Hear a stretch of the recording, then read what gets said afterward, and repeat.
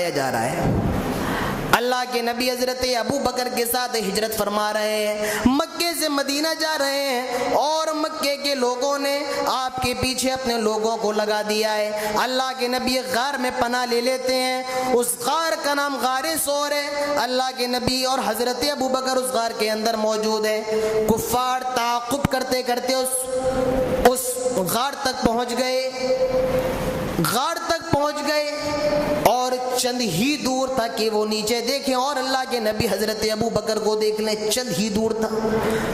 حضرت ابو بکر فرماتے ہیں اے اللہ کے نبی کافر یہاں پہنچ چکے ہیں، کہیں ایسا نہ ہو یہ ہمیں دیکھ لیں۔ اللہ کے نبی فرماتے ہیں لا تحزن ان اللہ معنا، اے ابو بکر غم کرنے کی ضرورت نہیں، اللہ تعالی ہمارے ساتھ ہے۔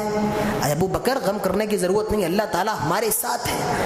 پھر اللہ تعالیٰ فرماتا ہے ہم نے ان دونوں کو محفوظ کر لیا اور ان کی حفاظت کے لیے ہم نے بہت زیادہ فرشتوں کو بھیج دیا، فرشتوں کے لشکر کو بھیج دیا جو نظر نہیں آئے گا۔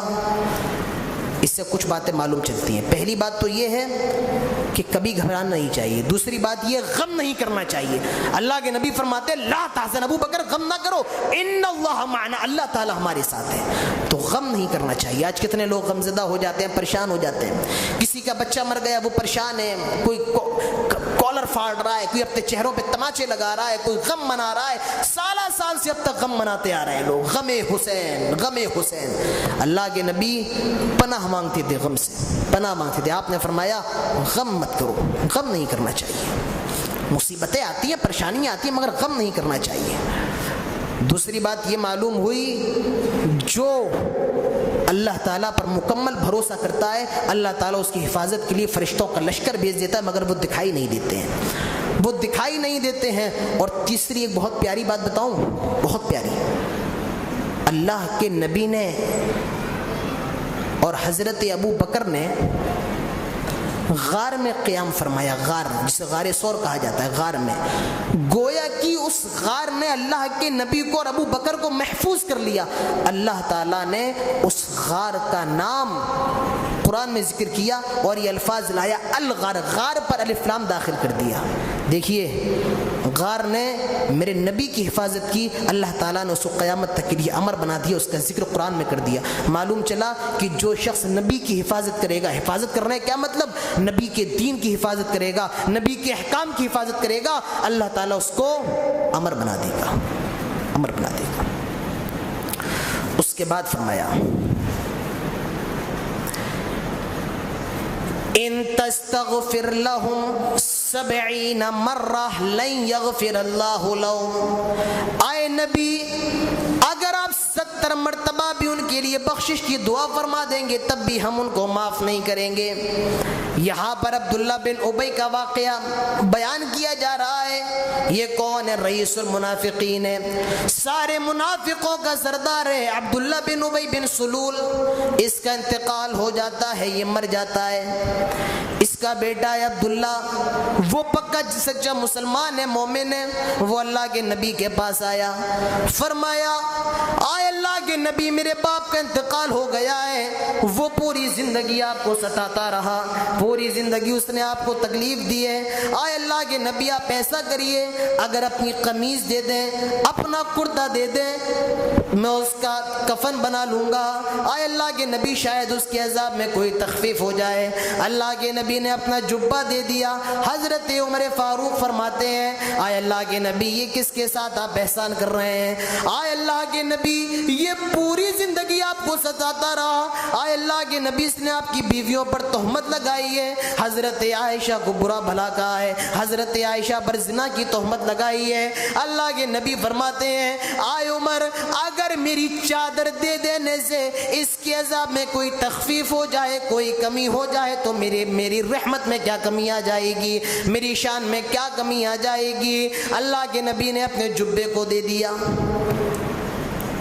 اور اس سے ایک چیز یہ بھی معلوم ہوئی، احسان کا بدلہ احسان کے ساتھ دینا چاہیے، اور اللہ کے نبی کبھی بھی احسان کو نہیں بھولا کرتے تھے۔ معاملہ یہ تھا جب جنگ بدر کے اندر حضرت عباس جو اللہ کے نبی کے چاچا ہیں ان کو قید کر لیا گیا تو ان کے کپڑے وغیرہ پھٹ گئے تھے اور وہ تھوڑے لمبے چوڑے تھے۔ مدینے کے لوگوں کے کپڑے لائے گئے مگر کسی کا بھی کپڑا حضرت عباس کو فٹ نہیں بیٹھا۔ یہی عبداللہ بن سلول تھا، یہی منافق تھا، یہ بھی لمبا چوڑا تھا، اسی لیے اس کا کرتا حضرت عباس کو آ گیا تھا۔ نبی نے اس احسان کو بھی یاد کرتے ہوئے اپنا جبہ اس کو دے دیا، اس نے میرے چاچا کے ساتھ احسان کیا لہذا احسان کا بدلہ بھی نبی نے احسان کے ساتھ دیا۔ کچھ دیر کے بعد عبداللہ بن ابی کا بیٹا پھر آتا ہے، آئے اللہ کے نبی اگر آپ میرے باپ کا جنازہ پڑھا دیں تو آپ کا کیا بگڑ جائے گا؟ اگر اس کی مغفرت ہو جائے تو بہت اچھی بات ہے۔ اللہ کے نبی اس کا جنازہ پڑھانے کے لیے چلے گئے۔ نبی اکرم جنازے کی طرف بڑھ رہے، حضرت عمر نے دامن کھینچا، آئے اللہ کے نبی دیکھیے کس کا جنازہ پڑھانے جا رہے ہیں۔ آئے اللہ کے نبی اس نے آپ کی بیویوں پر بہت تہمتیں لگائی ہیں۔ آئے اللہ کے نبی اس نے حضرت عائشہ کو بہت برا بھلا کہا ہے۔ آئے اللہ کے نبی یہ منافق ہے، اس نے آپ کو بہت زیادہ پریشان کیا ہے۔ آئے اللہ کے نبی اس کا کیوں جنازہ پڑھا رہے ہیں؟ اللہ کے نبی فرماتے ہیں، آئے عمر مجھے تو رحمت للعالمین بنا کے بھیجا گیا ہے، آئے عمر اگر اس کا جنازہ پڑھانے سے اس کی مغفرت ہو جائے تو میری شان میں کیا کمی آ جائے گی؟ آئے عمر مجھے جنازہ پڑھا لینے دو۔ اللہ کے نبی نے اس منافق کا جنازہ پڑھایا۔ اب تدفین کا معاملہ ہے، قبر میں اتارا جا رہا ہے۔ عبداللہ بن ابی کا بیٹا پھر آیا، آئے اللہ کے نبی اگر آپ اس کو قبر میں اتار دیں اور اس اتارنے کی وجہ سے اگر مغفرت ہو جائے، آئے اللہ کے نبی اس میں آپ کی شان میں کیا کمی آ جائے گی؟ اللہ کے نبی اس کی تدفین کے لیے بھی چلے جاتے ہیں۔ اس وقت قرآن کی یہ آیت نازل ہوتی ہے، ان تستغفر لهم 70 مرہ لن یغفر اللہ لهم۔ آئے اللہ کے نبی اگر آپ 70 مرتبہ بھی اس کے لیے استغفار کریں، اگر آپ 70 مرتبہ بھی اس کے لیے بخشش کی درخواست کریں، پھر بھی ہم اس کو ہرگز معاف نہیں فرمائیں گے۔ اللہ کے نبی نے تو یہاں تک فرما دیا تھا اگر مجھے یہ معلوم چل جاتا کہ 71 مرتبہ بھی اس کے بخشش کی دعا کرنے کے لیے اگر 71 مرتبہ بھی اگر استغفار کرنے کے لیے بخش دیا جائے تو میں اس کے لیے استغفار کرنے کے لیے تیار ہو جاتا۔ اندازہ لگائیے نبی کی رحمت کا کیا عالم ہے۔ اے اللہ کے نبی آپ کتنی بھی 70 مرتبہ کا مطلب یہ نہیں ہے کہ 71 میں معاف کر دیں گے، نہیں، 70 مطلب جتنا بھی آپ کر لیجئے، جتنا بھی گلگلائیے روئیے، مگر ہم اس کو ہرگز معاف نہیں کریں گے۔ ان تستغفر لهم 70 مرۃ لن یغفر اللہ لهم، 70 مرتبہ بھی آپ اس کے جنازہ پڑھائیے، اس کے لیے استغفار کیجئے، تب بھی ہم اس کو معاف نہیں کریں گے، یہ فرمایا گیا۔ اس کے بعد جنگ تبوک کے حالات پیش کیے جا رہے ہیں۔ جنگ تبوک کے جنگ تبوک 10,000 رومیوں کا لشکر تھا اور وہ مدینے پر چڑھائی کرنے والا تھا، تو اللہ کے نبی نے کہا کہ اب ان کا مقابلہ تو کرنا ہی ہے نا، لہٰذا سب صحابہ جمع ہوں اور جنگ کی تیاری کریں۔ لیکن اس وقت معاملے بڑے خراب تھے، پیسہ نہیں تھا، کوڑی نہیں تھی، اسی لیے جنگ تبوک کو کہا جاتا ہے جیش عسرہ۔ بڑا تنگی کا معاملہ تھا، بڑی تنگی کی جنگ تھی، بڑی تنگی کی۔ صحابہ آتے کہ اللہ کے نبی ہم بھی آپ کے ساتھ جنگ میں چلنا چاہتے ہیں، ہم بھی اپنے خون کی قربانی دینا چاہتے ہیں۔ میرے نبی فرماتے ہیں ٹھیک ہے چلو، لیکن میرے پاس کوئی سواری نہیں ہے میں تمہیں سواری دے سکوں، میں تمہیں کچھ دے نہیں سکتا ہوں، کوئی نیزہ نہیں، تلوار نہیں ہے، چلنا ہے تو چلو۔ یہ حال تھا، بہت برے حالات تھے، بہت برے حالات۔ نبی اکرم نے صحابہ کو دیکھا، سارے صحابہ پر نگاہ دوڑائی، بہت کشم پرسی کا عالم ہے، بہت ناساز حالات ہیں۔ میرے نبی نے سارے مسلمانوں کو مسجد نبوی میں جمع فرمایا۔ اللہ کے نبی ممبر پہ کھڑے ہو جاتے ہیں اور خطبہ دیتے ہیں، فرماتے ہیں تم کو معلوم چل چکا ہے 10,000 رومیوں کا لشکر آنے والا ہے جو ہمارے شہر پر حملہ کرنے والا ہے۔ آئے مسلمانوں، اب ہمیں ان سے جہاد کرنا ہے، ہمیں ان سے جنگ کرنا ہے، اور محمد رسول اللہ کے پاس وہ ساز و سامان نہیں جو جنگ کے لیے تیاری کر سکے ہیں، لہٰذا کون ہے جو مجھے 70 گھوڑے دے گا؟ کون ہے جو مجھے 70 گھوڑے دے گا؟ صحابہ کا مجمع لگا ہوا ہے، سارے صحابہ خاموش ہیں، یہ 70 گھوڑے کون دے گا؟ صحابہ بڑے پریشان ہیں، ارے کسی کے پاس ایک گھوڑا نہیں، 70 گھوڑے کون دے گا؟ میرے نبی فرماتے ہیں کون ہے جو محمد رسول اللہ صلی اللہ علیہ وسلم کو 70 گھوڑے دے گا؟ ٹھیک ہے میں اس کو جنت کی بشارت دیتا ہوں۔ محمد رسول اللہ اس کو جنت کی خوشخبری دیتا ہے۔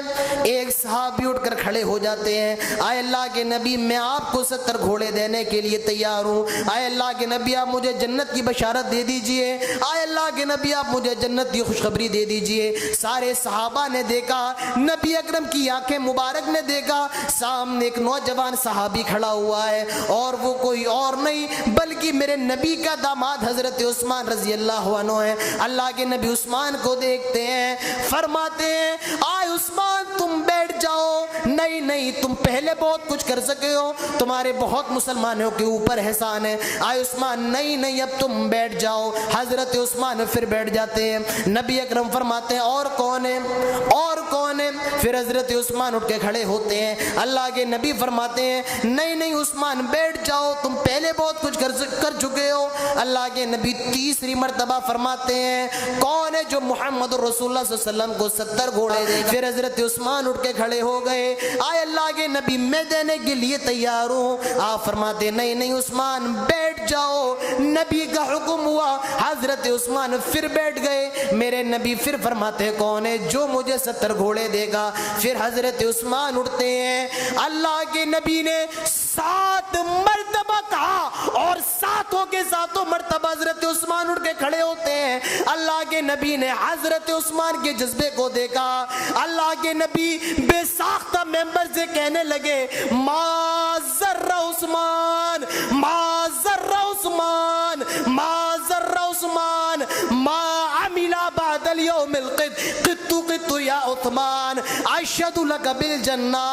آئے عثمان بس کر، آئے عثمان بس کر، آئے عثمان بس کر، تو پہلے ہی بہت کچھ دے چکا ہے۔ ما ذر عثمان، آئے لوگوں سن لو، اگر آج کے بعد عثمان ایک نیکی کا کام نہ کرے، ذرہ برابر بھی ایک نیکی نہ کرے، اشہد لک بالجنہ، میں اسے جنت کی بشارت دیتا ہوں، میں اسے جنت کی خوشخبری دیتا ہوں۔ یہ جیش عشرہ کا معاملہ ہے، نیزہ نہیں، تلوار نہیں، سواری نہیں، لیکن 10,000 سے مقابلہ کرنا تھا، بہت خطرناک حالات تھے۔ انشاءاللہ اب 11ویں پارے کے اندر وہ تمام چیزیں آئیں گی۔ اللہ تعالی ہمیں اور آپ کو نیک عمل کی توفیق عطا فرمائے۔ آمین وآخر دعوانا الحمدللہ رب العالمین، والسلام علیکم ورحمۃ اللہ وبرکاتہ۔